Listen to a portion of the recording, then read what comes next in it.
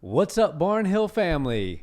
Welcome back to the channel. Yeah. So, Nick, UFC Fight Night this weekend, not the most exciting card, not the card with the biggest depth of names on it, but there were actually some great fights. We had the old dogs, Jim Miller and Andrei Arlovski, chasing the heels of Cowboy Cerrone for that top spot, that illustrious 23 wins in the UFC, which is the record held by Cerrone right now. But before we get into that, let's talk about Norma Dumont and Aspen Ladd, because this, quite frankly, was a very strange fight. Aspen Ladd's approach was a bit bizarre. It seemed like she was attempting some sort of Muay Thai cadence, but it ended up being very predictable, and she was very hesitant to throw anything, really, and just kind of became a punching bag for Norma Dumont's jab, which seemed to land whenever she wanted to throw it. Yeah, Norma looked really good. I think the story shouldn't be exclusively around Aspen Ladd having an off night or having a bad night or rough night with her cornerman, which that's probably the main controversy leaving this weekend's fight. Yeah. Norma looked like a real featherweight. She was a big body, and Aspen looked like she was undersized and gun shy and afraid to engage and almost just like a shell of herself. So usually if you light a fire under her, she tends to, react in a way that is productive for her. But whatever her corner was doing was not working for her last night. And it ended up just kind of turning her from a hungry, angry, aggressive fighter into a fighter that was just going through the motions and had mentally checked out. So I think Aspen has some more growing to do. I think 135 is probably the better place for her to fight in the future. And I think Norma Dumont looked like a able-bodied person to be in the top 5 of 145 and will likely, make her way up the rankings at 145 pretty quickly because there's no depth in the division. Yeah, and her only loss is to former title challenger Megan Anderson. Yeah. She's only got one loss on her entire record. She's got a nice little streak going on now. She seems to have some good hands, some good boxing. As you said, she is a true 145er. You can tell in the frame and the size she handles herself well in there. The couple times when Aspen did have her against the fence, she did well in the clinch, was able to reverse position.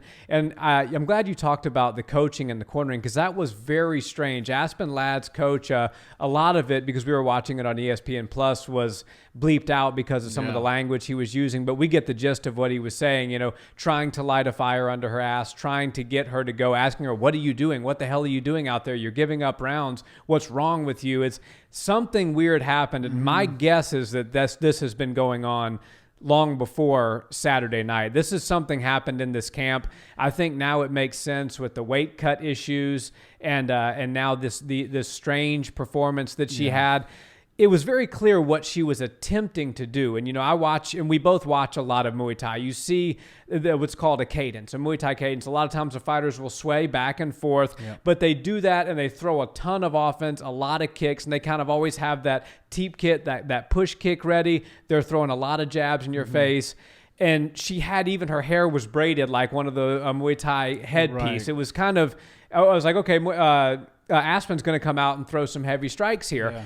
And it ended up just being a weird thing where it was almost like, I don't want to call it a tick, but it was kind of similar to that, because even when she had Norma in the clinch against the cage, she was moving her body back and forth in that same cadence. And I said, something is very off here. I don't know what it is. I don't know why she was afraid to engage. The few times, if we're going to, kind of rag on Aspen a little bit and the strategy that she implored, I think we do have to give her credit. The couple of times that she did engage, she found success. She landed a couple of shots. She was able to get Norma against the fence, and she had her moments, but it seemed like literally it was a 25-minute fight. For 23 minutes of that, Aspen was totally somewhere else. Yeah, I agree. And, I think Norma Dumont deserves a lot of credit. She, in my opinion, was up 4 rounds to none going into the 5th and final round. One of the judges had it 3-1 going into the 5th, but she knew she was significantly up on the card. And Aspen's, game plan, and I don't know if it was the one that coincided with her team and her coaches, but her game plan going into the 5th round was effectively to just push her up against the cage and try to, I don't really know, drag her to the ground or just dirty box inside. But Norma Dumont noticed that, and she just hung out with an overhook and hung out on top of her, let her push her up against the cage. So that doesn't make her look like she's stalling. It kind of makes the aggressor look like they're stalling, which was in that case is Aspen Ladd. She was willing to forfeit 20% of the fight to get the other 80% that she knew she pretty much had in the bag. And Aspen just, gave away the one round that she probably needed to do something and get a finish, and had the best opportunity to do that, because first 4 rounds for Aspen Ladd, she wasn't even checked into the game. And that makes me feel like maybe there was something between her and her coach. I don't know if it's her boyfriend. I don't know anything about their relationship, but it seemed a little bit different than any other coach or fighter relationship that I've seen in the past.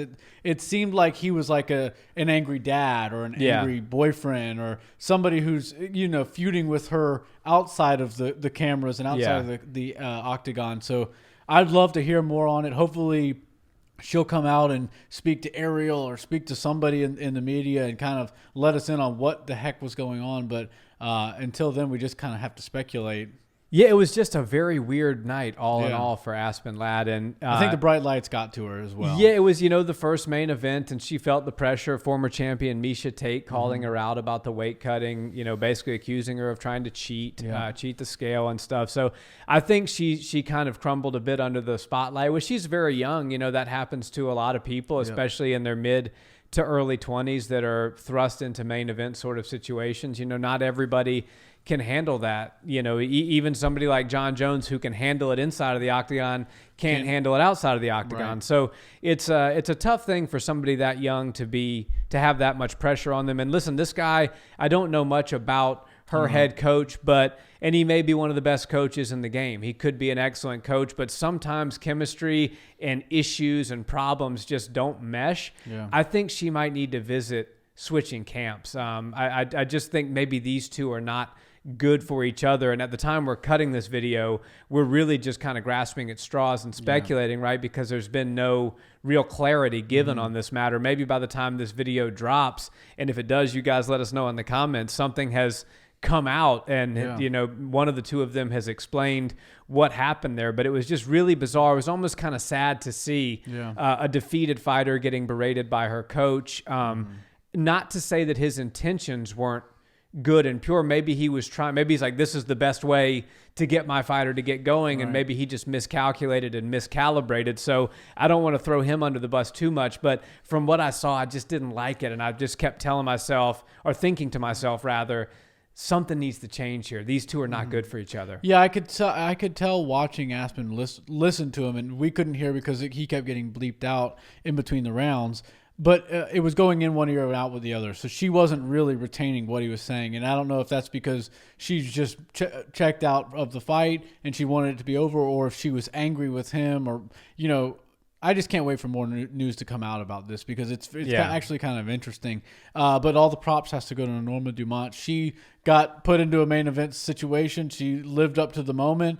I see her being a top 5 featherweight moving forward. I know the division's not stacked, but she's a big body. She could potentially pose some threats to the top of the division. And, I don't know. I think that Aspen Ladd needs to move back to 35. She needs to figure it out. She needs to unlearn whatever that Muay Thai cadence was that she was trying, and come back better next time, maybe with some new coaches. Yeah, and credit to Norma Dumont. I mean, she was coming off a win of Felicia Spencer, who went all 5 rounds with the Lioness. Right. I don't think anybody is really prepared to step in there and give the Lioness, Amanda Nunes, a good fight. And that's not any slight to the other fighters. It's just the fact that Amanda is the best women's fighter that we've ever seen in history, and literally maybe for quite some time. Her and Valentina, I think, are truly in a category of their own. But credit goes to Norma. Not the fight that's going to blow anybody's hair back, but still she did what she had to do, and she's got very good boxing and a very effective jab. So credit to her. And there was some other good fights on the card. That's the thing, is when it's not star heavy and there's not a ton of big names or title fights or anything like that, you learn a lot about people that you may not have known about, or maybe people who have been in the sport for a really long time, and they're like a blast from the past, but they're guaranteed to give you a good show. So this card had some of that, and I found some new fighters that I liked, and I obviously saw some veterans that I loved. So yeah. Speaking of the old dogs, Yeah. I mean, Andrei Arlovski and Jim Miller. You're talking about 42-year-old Andrei Arlovski, 38-year-old Jim Miller, and a fight that certainly the main event wasn't the most exciting fight, but the co-main event damn sure was. Yeah. Andrei Arlovski and this guy, Carlos Felipe, who admittedly I did not know much about leading into this fight. I believe he's got 3 or 4 fights in the UFC, fought a lot of guys outside of the top 15. Interesting look, man. Got the eye tattoo, bleached hair. So something like banger on it. Yeah, something like that. Came out swinging for the fences. The eye tattoo definitely lives up to its name. How impressive is Andre, man? I mean, this guy took his first professional MMA bout in 1999. There are fighters on the UFC's roster currently who were not born when Andrei Arlovski stepped into the cage for the first time. And the guy's on a 2-fight win streak. I believe he has 20 wins inside of the UFC octagon, 3 away from Cowboy Cerrone's record. And now he's all of a sudden 2 in a row calling for a top 10. Yeah, and has probably the most powerful beard in the UFC. He looks really definitely good. dyes it, by the way. Yeah, and I don't want to rag on Arlovski, but if you're gonna dye the beard, I'm down for it. Just make sure the hair is the same color. Yeah. Side note. Yeah. I mean, and that black beard looked pretty strong on him. Yeah. So I would go with the same color, same product that's used there for the top. But he looked great. His physique is still awesome. I mean, for 42 years old, people only dream to have bodies that look like that. So I think Andrei Arlovski is in great shape. Obviously, a climb back to the title is very difficult to see in his future, but it could happen, and he could definitely still fight some really good fighters and some interesting fights. He'll always be a main on a free or a co-main or somebody on a pay-per-view slot that people are interested in seeing. And he just brings an exciting fighting style. Yeah. And Felipe, I like him. He said his favorite fighters are the Diaz brothers, and he kind of comes ready to bang. And I thought that would be a little bit of trouble for Arlovski because he does just throw really hard punches, and sometimes he connects with those like hooks where he's kind of looking at the ground and steps in. And it's not the most technical looking thing, but it has a ton of power on it, and he has all that weight in his torso to really throw some heat. But Andrei Arlovski was able to take the few shots that did land and then, play really good defense, play really good offense. And all in all, I was just super impressed with it. I did have it 2-1. I think that he clearly – it was funny, the scoring as far as significant strikes, and I know that's not the one thing that we count, and the judges don't even have a knowledge of the significant strikes. But round 1 was clear for Arlovski. Round 3 was clear for Felipe. Round 2 had 31 significant strikes for each fighter. So I know that is not really something that you look at, and I personally saw Andre winning the second round. But it is interesting to know that it was like a dead even second round, and it just kind of went to the other 2 rounds. Yeah, and the funny thing is that Andre for somebody who has been doing it as long as he has been doing it, you would expect their chin not to hold up. We see Alistair Overeem, who doesn't even have quite the fights or quite the age that Arlovski has been very chinny towards the end of his career. Carlos Felipe would have taken a lot of UFC top 15 heavyweights out with some of those shots. He hit Arlovski pretty hard. Maybe it is the beard. Maybe that's why you grew yours out. Maybe I need to try to get mine a little bit thicker because I might be able to absorb some punches a little bit better. It softens the blow a little bit. I think that maybe, if you think – And if you guys haven't seen this, you think the end of my face is down here, but it's actually all the way up here. So when you hit right there, you just kind of hit some hair and it just slides right under. So yeah, and when we do jiu-jitsu, I feel bad when I try to go in for like a collar choke. I feel like I'm going to pull half of your beard hair out. But it's my last line. I do it anyway. Yeah, exactly. Yeah. But yeah, you know what? I'm super impressed by Andrei Arlovski. Yeah. I don't know if a top 10 is in order for him. Quite frankly, I'd love to see them just make some fun fights. Almost, I wish like Junior Dos Santos was still around in the league, because I'd love to see that fight. Who knows? Who cares? Whenever Andrei Arlovski's out and he's fighting, everybody's going to tune into it. Whether you're an old school fan of MMA or a newer fan of MMA, you got to appreciate his body of work and what he's done. I think Jim Miller has got a pretty damn good chance of catching Cowboy Cerrone Yeah. in the race to 23, or what would be 24 wins would be the record if Cowboy does not get another win in his career. And what's amazing to me now, switching gears to Jim Miller, is that he fought on UFC 100. This is a goal that he has expressed vocally. Yeah. He fought on UFC 100. He fought on UFC 200. And his goal is to end his career at or around UFC 300, which, if my math is correct, should be sometime in the middle of 2024. So he's got another 3 years of fighting? Maybe even 2025, which he won't even be Andrei Arlovski's age by that time because he's only 38. Wow. He got the first knockout that he's had in over a decade. Wow. The guy is just incredible. Has not missed weight his entire UFC career. It doesn't. I mean, Jim Miller is not one of the guys you're going to talk about as one of the GOATs or anything like that, but it does not get more professional than Jim Miller. No, and when you talk about, some of the best people, most reliable people in the sport, Jim Miller has to come up, because you can't call on somebody that many times and then say they're anything besides a reliable employee or contractor that you have. And to win as many fights as he's won, and he has 14 finishes, which is a ton of finishes in the UFC. Most people never even get a single finish in the UFC. Yeah. So I think Jim Miller deserves a lot of praise. He deserves a spot in the Hall of Fame. And if you can break records in the UFC, especially records like the ones they're doing, not one-off crazy ones like they have Guinness World Records for the most, coasters stacked in 30 seconds, that kind of crap. But most wins in the UFC, that's a legitimate record. And I think Jim Miller could very well do it. They keep giving him younger guys like this. And I think that when they first met in the octagon and he got cracked early in the fight, I was like, oh man, I don't like this. Yeah. I think this is bad. This young tough guy, Eric Gonzalez, I believe was his name. Tough guy who looked tough. I was like, man, the speed's going to be a problem. But then I watched Jim Miller hit him with something and then just shove him into the cage, and then start to utilize some experience and some techniques that you have to have as many fights as Jim Miller to have these types of moves to pull out of your pocket. And I go, oh, wait a second. This is Jim Miller. And as long as he doesn't get cracked with some super hard shot, he's going to take this kid to school. And that's exactly what happened. I mean, once he started landing and finding those long punches, I knew he was going to get a clean knockout, and it had been a while, so it's not a good one to bet on. But I was like, man, I feel like Jim Miller's going to put this guy out, and sure enough, he did.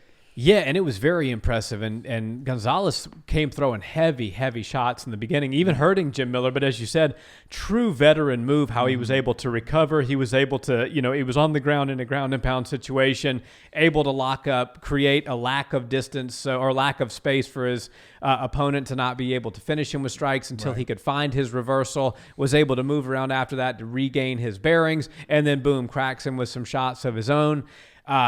Knocking him out, and it just he realized what punch was successful for him, and then hit as soon as the first round ended. He had Gonzalez hurt a little bit. Right as soon as the second round started, he implored that exact same punch, and that was what ended the night for him. Yeah. And we talk about a lot of people. There's certain people that are never going to be champions in the UFC. Jim Miller's one of them. Yeah. Cowboy Cerrone is another one of them. Mm-hmm. But if you think about it, you have somebody like a Conor McGregor, or people that just they catch the belt, they defend it one time, maybe not even one time, but they go down in history forever. Holly Holm maybe go down in history as a UFC champion.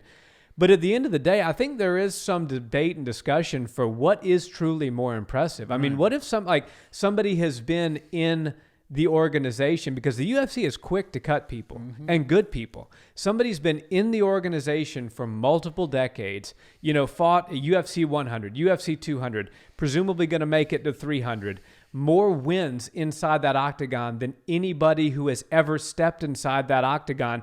I get it. It's not a gold strap, but I feel like that's almost as impressive, right? Yeah, to be as Ronda Rousey did amazing things in the sport. So it's a tall order to say that it's equal to something like that. But the talent level of the girls she was fighting and beating up on was nowhere near the talent level of the 155 division that Jim Miller's been swimming in since over a decade, kids, for 15 years.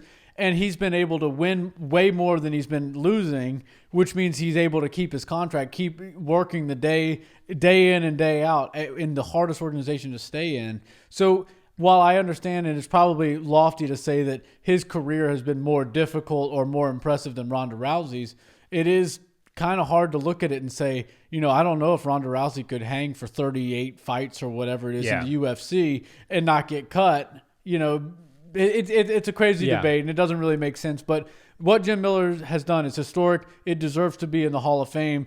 He's a legend, and I think the UFC should maybe give him a fight once every 6 months until that 300 comes, and then give him a favorable fight, something he can win.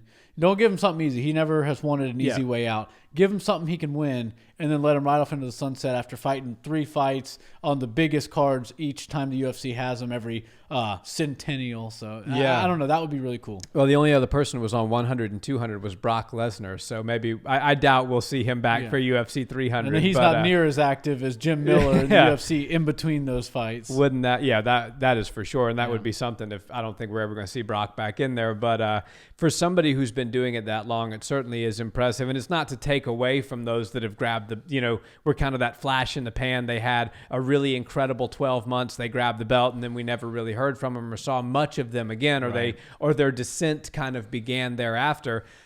Anytime you can take almost 40 fights in the top organization in the world and win the majority of them, so much so that your contract keeps getting renewed, it's worth at least noting and talking about how impressive that truly is. Yeah, I completely agree. For sure. Well, guys, thanks so much for watching this video. Let us know in the comments, what did you think about this UFC Fight Night, especially that main event and Aspen Ladd's performance, because we quite frankly want to talk to you guys about it. We don't even really know what to make of it. And let us know what you think about the old dogs, Andrei Arlovski and Jim Miller. And if you haven't already, a subscribe to the channel and a like on this video helps us tremendously. And if you listen to audio podcasts, check us out there as well. And until the next video, guys, have a wonderful day. Peace.